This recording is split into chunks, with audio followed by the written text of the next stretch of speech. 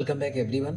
तारे जो आकाश में चमकते हैं असल में हाइड्रोजन और हीलियम जैसे गैसेस से बने होते हैं। इनका जीवन एक लंबी और रोचक प्रक्रिया से गुजरता है जो लाखों वर्षों तक चलती है। तारे बनने की शुरुआत नेबुला से होती है। नेबुला एक विशाल गैस और धूल का है जो तारे बनने के लिए जरूरी मटेरियल देता है। इसमें मुख्य रूप से हाइड्रोजन होता है जो तारे का मुख्य फ्यूल होता है। जब इन गैसेस का ग्रेविटी के कारण एक साथ इकट्ठा होने लगता है तो प्रेशर और टेम्परेचर बढ़ने लगते हैं। इस प्रोसेस के दौरान न्यूक्लियर फ्यूजन की शुरुआत होती है जिसमें हाइड्रोजन के एटम्स एक दूसरे के साथ मिलकर हीलियम में बदलने लगते हैं। इस प्रोसेस से तारा चमकता है और उसका टेम्परेचर बढ़ता है। यह प्रोटो स्टार की शुरुआत है, एक यंग स्टार जो धीरे धीरे अपनी चमक और आकार को विकसित करता है। इस समय तारा स्टेबल नहीं होता है लेकिन समय के साथ यह मेन सीक्वेंस स्टार के रूप में विकसित हो जाता है। इस पूरी प्रोसेस लग सकते हैं। अब बात करते हैं तारे के जीवन के अगले फेज की। तारे का जीवन उसके मास पर निर्भर करता है। छोटे मास वाले तारे जैसे धीरे धीरे हाइड्रोजन का फ्यूजन करते हैं और वे करोड़ों वर्ष तक स्थिर रहते हैं।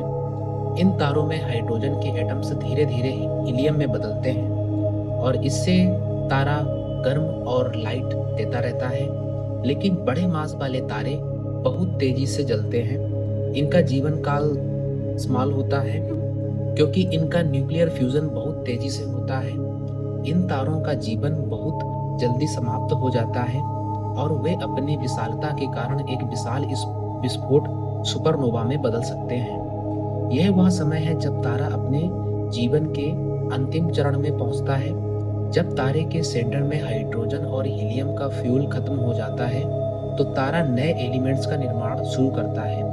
बड़े मास वाले तारे में यह प्रोसेस बहुत तेजी से होता है और अंत में तारा एक सुपरनोवा करता है। सुपरनोवा का एक्सप्लोजन इतना अधिक एनर्जी प्रोड्यूस करता है कि पूरे ब्रह्मांड में लाइट फैल जाती है और तारे का इंटरनल हिस्सा टूटकर बिखर जाता है।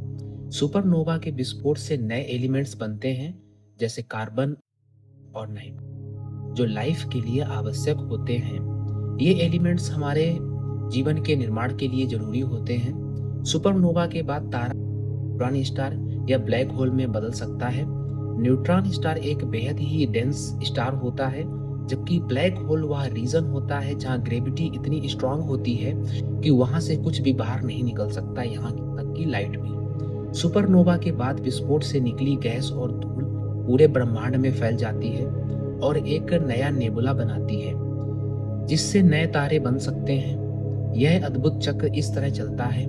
नेबुला से तारा जन्म लेता है, तारा सुपरनोवा में बदलकर एक्सप्लोजन करता है और फिर उस एक्सप्लोजन से नया नेबुला बनता है। यह प्रक्रिया ब्रह्मांड को निरंतर डायनामिक और एक्टिव बनाए रखती है।